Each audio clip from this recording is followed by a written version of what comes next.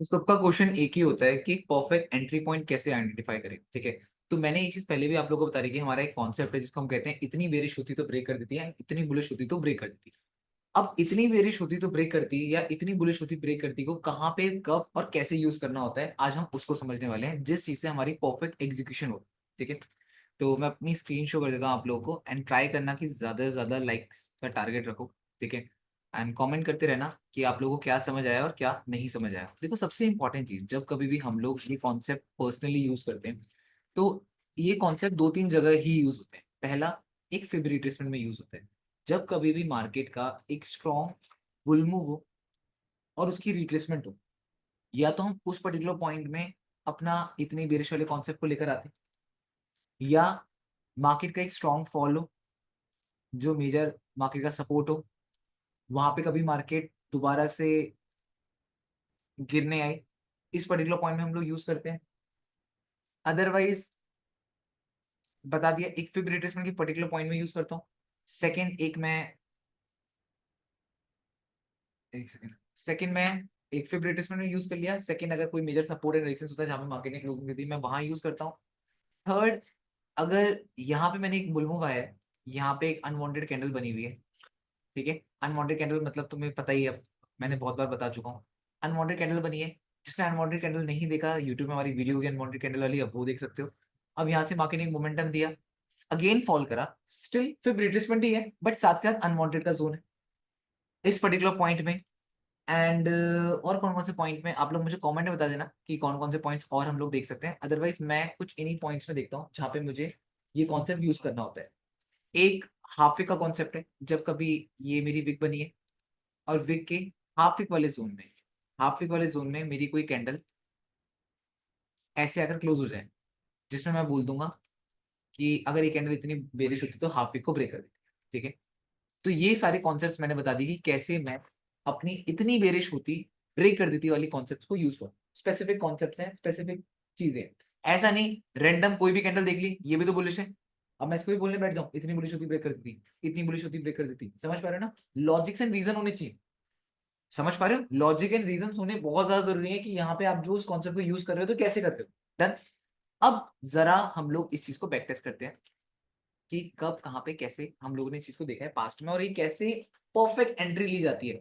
अगर आप लोग ट्रेडिंग में कुछ भी ना करो, पूरे महीने में सिर्फ इस कॉन्सेप्ट के स्ट्रक्चर का वेट करो, तो आप उसमें भी अच्छा खासा कमा सकते हो। डन। अब जैसे यहाँ पे हम देख लेते हैं, मार्केट ने जिस टाइप से बुल मूव दिया, डन, जिस टाइप से मार्केट यहाँ पे गिरी, सडनली मार्केट ने एक फर्दर बाइंग भी शो करी है। हम मान लेते हैं कि ये जो पर्टिकुलर पॉइंट है ये मार्केट का एक मेजर सपोर्ट बन चुका है। ठीक है, अब यहाँ पे इतनी बेरिश वाला कॉन्सेप्ट फेल हुआ है या नहीं हुआ है, जरा उस चीज को देख लेते हैं। अगर आप लोग यहाँ पे आओगे और यहाँ पे नोटिस करोगे, पहले एक स्ट्रॉन्ग कैंडल आई होगी डाउन। सब एग्री कर रहे हो, सबसे पहले एक मार्केट स्ट्रॉन्ग कैंडल आई। रनिंग कैंडल में कभी भी आप लोग अपनी ट्रेड पंच नहीं करो, जब कैंडल क्लोज हो जाती है तब आप पंच करते हो। डन है, इतना क्लियर है। अब यहाँ पे अगर आप देखोगे रनिंग कैंडल है, तो यार मार्केट अभी क्लोज भी नहीं हुई थी, क्या पता मार्केट और नीचे तो जा सकती है ना। मार्केट यहाँ से क्या हुआ, रिजेक्शन ले ली। हमारा पहला डाउट ही हो गया कि यार मार्केट ने यहाँ से रिजेक्शन क्यों लिया।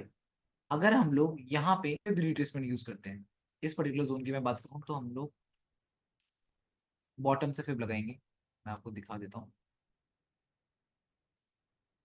यहाँ से हम फिब लगाएंगे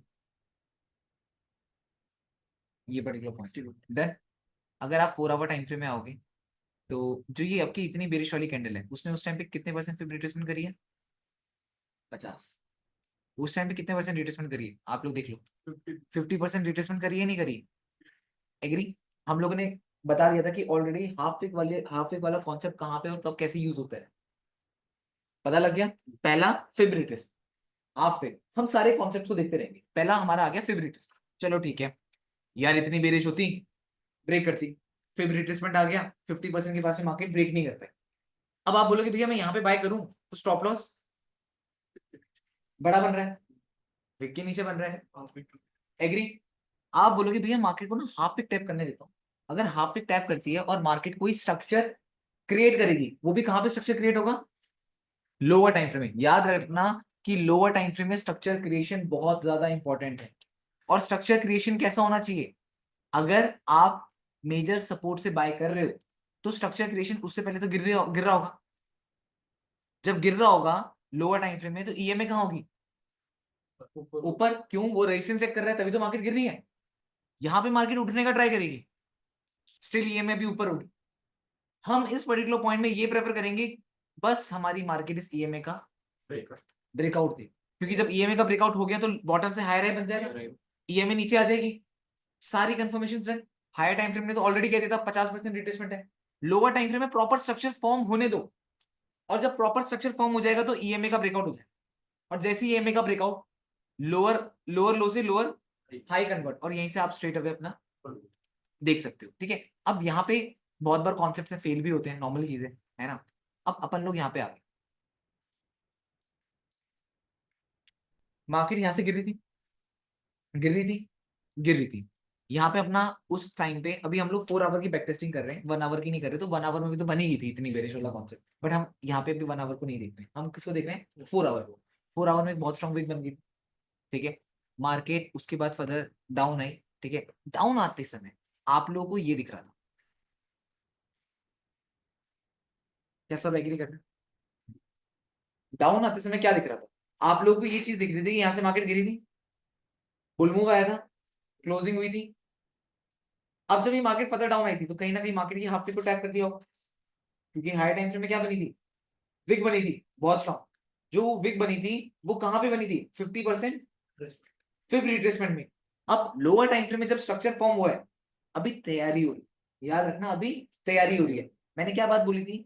ईएमए बहुत इंपॉर्टेंट रोल प्ले करता है। ईएमए का क्या स्टिल अभी तक ब्रेकआउट में? ईएमए अभी अबव में है, जो कहीं ना कहीं प्रेशर शो करेगी। अगर मार्केट को और ज्यादा गिरना है तो और कितना गिर सकती है? अगर यहां से मार्केट को और गिरना है तो कहां तक गिर सकती है? सपोर्ट देखो। आप लोग अगेन भूल गए, अभी हमने क्या डिस्कस किया था? ये जो पर्टिकुलर पॉइंट है ये 50% रिट्रेसमेंट है, तो अगर यहां से मार्केट को फर्दर और गिरना है तो कहां तक गिर सकती है? एक बल को ये वाला रिस्क 61 में ले सकते हो। क्यों? उसके नीचे कुछ भी नहीं है। अब उसके नीचे गिरी तो फिर गिरी, ये बात समझ पाई? वो रिस्क कहां ले सकते हो? 61 के पास में। क्यों? अगर वो गिर गया तो फिर तो भाई पूरी ही गिर गई। यहाँ पे आप लोग क्या सोच सकते हो कि हाँ यार एक लास्ट, अगर ईएमए का ब्रेकआउट क्यों वेट कर रहे हो? क्योंकि यहां से अभी ईएमए लोअर लो क्रिएट करवा रही है, प्रेशर है। प्रेशर नहीं होता तो ईएमए नीचे होती, प्रेशर है तभी तो ईएमए ऊपर है। क्या ये चीज समझ पाए? हाँ। आपका परफेक्ट कंफर्मेशन सेटअप कब होगा? जब ये ईएमए का ब्रेकआउट होगा। कौन से जोन्स में? जब 50 और 38 में ट्रेड कर रहे होते हो। जैसे ही आप 61 में आ जाओगे, आपको पता है ये लास्ट होप है, आपको पता है ये पर्टिकुलर पॉइंट लो है, तो ये पर्टिकुलर पॉइंट क्या बना? हाई बना। तो लोअर हाई वाला जो कॉन्सेप्ट है 61% फिब रिट्रेसमेंट में बहुत परफेक्ट काम करता है, अगर अबव में ईएमए होगी तो भी। समझ पा रहे हो? बट जो बाकी 38 है 50% है, उस टाइम पे थोड़ा सा रिस्क होता है कि ईएमए का ब्रेकआउट हो तभी ट्रेड लो, अदरवाइज 61 में ईएमए ऊपर भी होगी फिर भी ट्रेड ले सकते हो। क्या ये बात क्लियर है? डन। अब यहाँ पे हम देख लेते हैं कि मार्केट ने गिरी फिर और गिरी। मैं क्या बात बोलता हूं, अगर एक बार लो ब्रेक होना स्टार्ट हो जाए, जिसे मैंने वहां पे डिस्कस किया, फिर मार्केट अगर ऊपर उठेगी भी, तो ये क्या था? हाई। ये क्या था? ये क्या बना? ये क्या बन रहा है? लो ही तो बन रहा है ना। अगर आप इसको इसके तौर पे भी देख लोगे, पता लग रहा है ना, ये पर्टिकुलर पॉइंट ही तो हाई था, फिर तो ये लो बना ना। तो मार्केट जब वहां पे लोअर लो बना रही है तो हमें ये चीज पता लग जाती है कि यार मार्केट ऊपर जाने का दम नहीं रख पा रही, क्योंकि ईएमए ब्रेक नहीं हो रहा। अब अगर आपको मैं ये बात बोलता हूँ कि यार ठीक है ईएमए ब्रेक हो जाएगा, मैं बात बोल रहा हूँ ईएमए ब्रेक हो जाएगा, चलो ईएमए ब्रेक कर दिया, ईएमए ब्रेक करने के बाद स्टिल मार्केट का रेजिस्टेंस तो, तो रिस्क रिवॉर्ड आपका सही नहीं बनेगा, क्योंकि मार्केट किसी भी पल में क्या इस लेवल से रिजेक्ट नहीं हो सकती। क्यों होगी? क्योंकि यहाँ पे क्या है? रेजिस्टेंस है। क्या मार्केट ने इस रेजिस्टेंस को रिस्पेक्ट नहीं करा? करा ना। बट बॉटम से लिक्विडिटी इतनी ले ली थी कि वो सिंगल कैंडल का रिजेक्शन मार्केट का ट्रेंड चेंज नहीं कर सकता। तो मार्केट जब गिरी हुई थी तो क्या था वो? रिट्रेसमेंट। और जिस चीज का हमें था कि भाई मार्केट ईएमए जो है मार्केट के लिए रेजिस्टेंस है कर रही है, ईएमए ने क्या करा? सपोर्ट। फिर मार्केट ने बनाया, फिर मार्केट ने रिट्रेस किया, ब्रेकआउट। समझ पा रहे हो? मार्केट का एक स्ट्रक्चर होता है, एक बिहेवियर होता है, उसी बिहेवियर के थ्रू मार्केट एक बाइंग या सेलिंग मूव देती है। अब जरा हम 4 आवर टाइम फ्रेम में थे, जरा बैक टू पॉइंट आते हैं, ठीक है। ऐसे में भी आप लोगों को ना चीजें ज्यादा क्लियर होती रहेंगी, आप लोगों को समझ आता रहेगा कहाँ कहाँ पे क्या क्या चीजें हैं। जैसे हम लोगों ने यहाँ से फिब लगाई थी क्योंकि हायर टाइम फ्रेम की फिब रिट्रेसमेंट जोन था, ठीक है। अब यहाँ पे अगर आप आते हो, आपका 61% रिट्रेसमेंट जोन कौन सा है, क्लियर है सबको? पहले इतना डन है, 61% फिब रिट्रेसमेंट जोन यहीं पे है या नहीं है? डन। अब आपकी मार्केट जब 50% फिब रिट्रेसमेंट से गिर गई, सीधे कहां पे आकर आई, पहले भी 61 यहाँ पे, हम लोअर टाइम फ्रेम में और आएंगे। अब लोअर टाइम फ्रेम में आपका कॉन्सेप्ट लग गया, इतनी बेरिश होती तो यहाँ पे आपका फुल एंड फाइनल कॉन्सेप्ट लग गया, इतनी बेरिश होती ब्रेक कर देती। अब ये जो टाइम है, आई थिंक वेंसडे को कोई न्यूज थी, कौन सी न्यूज थी? वेंसडे को सीपीआई थी, वेनेसडे को सीपीआई थी या नहीं थी? 7 बजे सीपीआई न्यूज थी। अब देखो, एक बात हमेशा याद रखना, news is known as liquidity hunting. News में सबसे ज्यादा लिक्विडिटी हंट होती है, ठीक है, क्योंकि न्यूज में जब तक लिक्विडिटी हिट होगी नहीं तब तक मूवमेंट आएगा ही। समझ पा रहे हो? तो यहाँ पे कॉन्सेप्ट अपना ऑन पॉइंट लगा, अगर इतनी बेरिश होती ब्रेक करती, कॉन्सेप्ट एकदम ऑन पॉइंट लगा था, बट न्यूज थी, उसके कारण मार्केट को और ज्यादा लिक्विडिटी लेने की जरूरत पड़ी है, मार्केट ने लिक्विडिटी ली भी। समझ पा रहे हो? मार्केट ने लिक्विडिटी ली एंड उसके बाद मार्केट ने बाइंग किया। अब अगर मुझे ये बताओ, अब मैं आपको यहाँ पे गलतियां बता, अब यहाँ पे इस गलती को आइडेंटिफाई करेंगे कैसे हम? आपने फिब रिट्रेसमेंट कौन से टाइम फ्रेम के अकॉर्डिंग लगाई? पूरा। अगर हम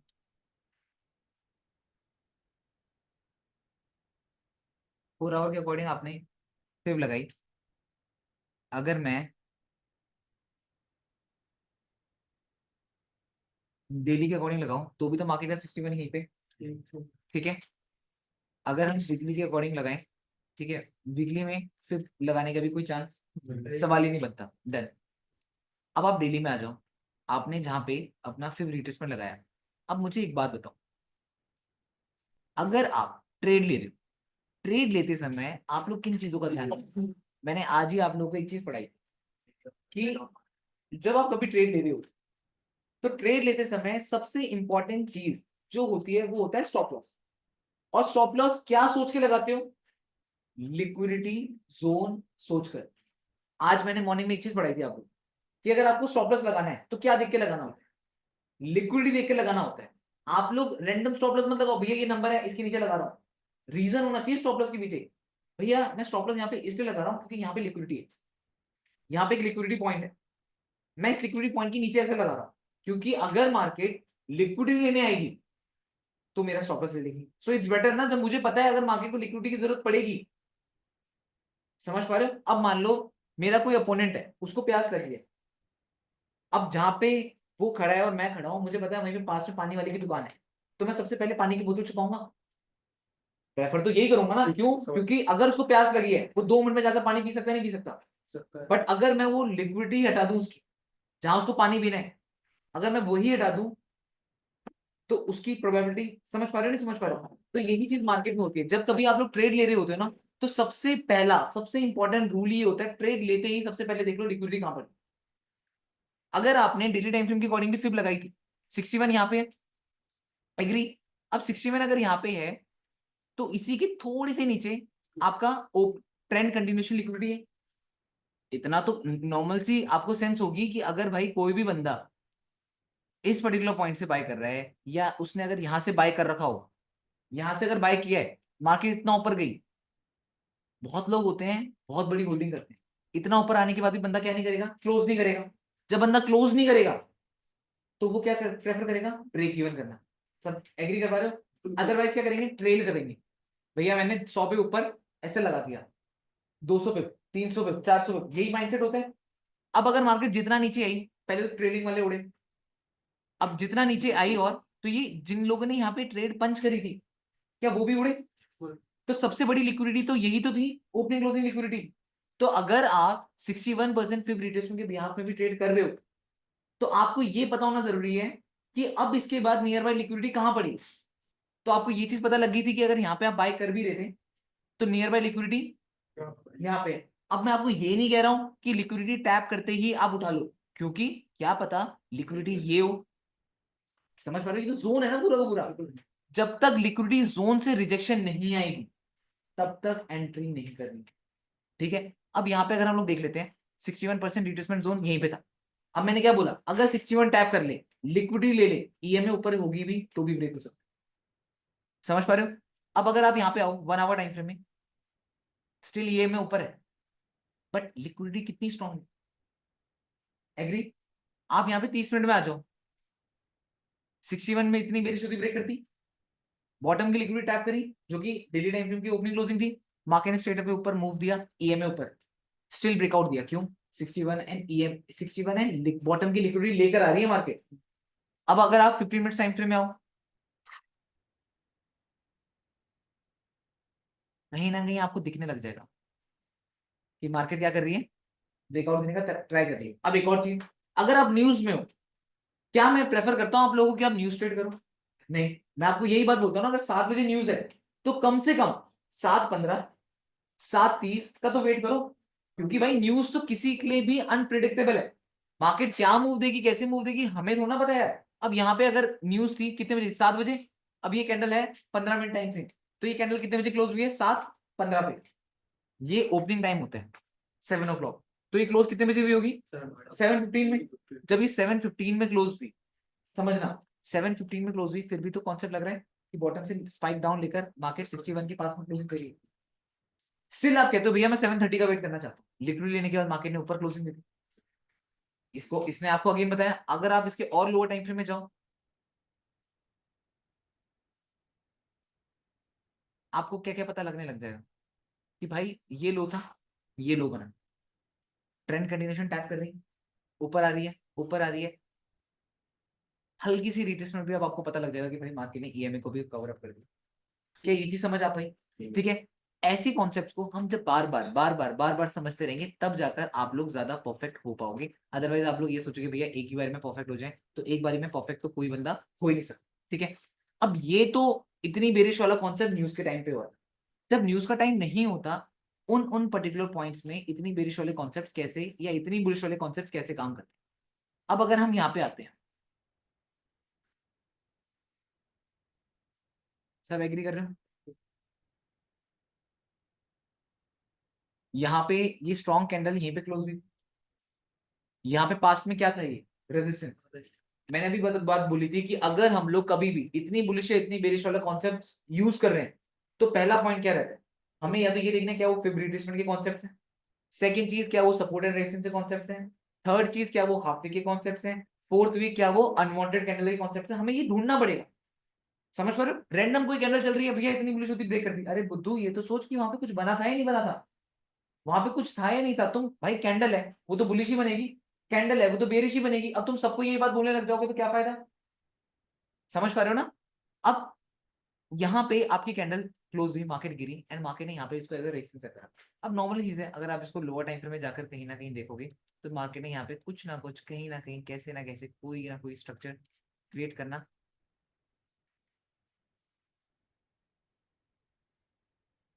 स्टार्ट कर दिया होगा। ये हाई था, हाई था, हाई था, हाई था, लो बना स्टार्ट हुआ, स्टिल ईएमए का डर है, स्टिल ईएमए का डर है। बाइंग में भी ईएमए का डर होता है, सेलिंग में भी ईएमए का डर होता है। ब्रेकआउट हुआ, ईएमए ने क्या करा, रीटेस्ट, ये हाई था, ये लो था, ये क्या बना, लो ही बना। हायर टाइम फ्रेम में क्या था, इतनी बुलिश होती तो यहाँ पे मार्केट ने लो बनाना स्टार्ट करा, आपको कंफर्मेशन मिलनी स्टार्ट होगी, आपको पता लग गया कि मार्केट गिर सकती है। ठीक है, अब ये चीज तो आपको पता लगी। अगर आप कभी भी कोई भी ट्रेड ले रहे हो, तो क्या सिर्फ और सिर्फ आप एक टाइम फ्रेम को देखकर ट्रेड प्लान करते हो? आप सारी time frame, higher time frame देखकर ट्रेड प्लान करते हो। अब जैसे अगर आप लोग यहाँ पे आ रहे हो, आपको ये पता था कि भाई यहाँ पे मार्केट ने पास्ट में ये मार्केट का ऑल टाइम हाई का जोन था, मार्केट जिस टाइप से ऊपर आ रही है, ठीक है, ऑल टाइम हाई के जोन में आप जैसे दूसरे लोअर टाइम फ्रेम में आओगे तो आपको कंफर्मेशन होती रहेगी कि भाई ऑल टाइम हाई के जोन में मार्केट ब्रेक नहीं कर पा रही। समझ पा रहे हो? लेवल को क्या नहीं कर पा रही, ब्रेक नहीं कर पा रही, जिससे आपको कंफर्मेशन मिल रही है कि यार अगर मार्केट एक जोन को ब्रेक नहीं कर पा रही, तो इसका मतलब कोई तो प्रॉब्लम है। अब वो प्रॉब्लम आपको लोअर टाइम फ्रेम में जाके सॉल्व हो जाएगी। चलो ठीक है, अब मुझे एक बात बताओ, अगर आप मार्केट को यहाँ से सेल कर रहे हो, समझना बहुत इंपॉर्टेंट चीज है, अगर आप यहां से मार्केट को सेल कर, आपका हायर टाइम फ्रेम का ट्रेंड क्या कह रहा है, मुझे बस ये बताओ, क्या आपका हायर टाइम फ्रेम का ट्रेंड आपको ये कह रहा है कि मार्केट का ट्रेंड चेंज हो जाएगा? हायर टाइम फ्रेम का ट्रेंड क्या कह रहा है? सिर्फ बुलिश। लोअर टाइम फ्रेम में आप आते हो, लोअर टाइम फ्रेम में आपका मार्केट अगर यहाँ पे भी है तो आपकी मार्केट आपको ये कह रही है कि मार्केट का ट्रेंड बेरिश है, बुलिश ही कह रही है ना। स्टिल वो क्या है, अगर मार्केट कोई भी मेजर रेजिस्टेंस जोन से रिजेक्ट हो रही है तो नियर बाय सपोर्ट तक आएगी। यही पॉइंट होता ही नहीं होता जब मैं यही बात बोलता हूँ ना कि ट्रेंड चेंज नहीं होगा, वो नियर बाय सपोर्ट के तक आ जाएगा, वहीं तक होगा। अब से आप यहाँ पे देख लो, ये मार्केट का रेजिस्टेंस है, मार्केट ऊपर आई, मार्केट ने यहाँ पे रेजिस्टेंस टैप करा, सीधे नीचे कहाँ पे आकर रुकी? ईएमए के, क्योंकि नियर बाय सपोर्ट तो यही था। अगर आप इसको 1 आवर टाइम फ्रेम के अकॉर्डिंग देखोगे तो आपको और ज्यादा कंफर्मेशन हो जाएगी। अब ये पर्टिकुलर पॉइंट है,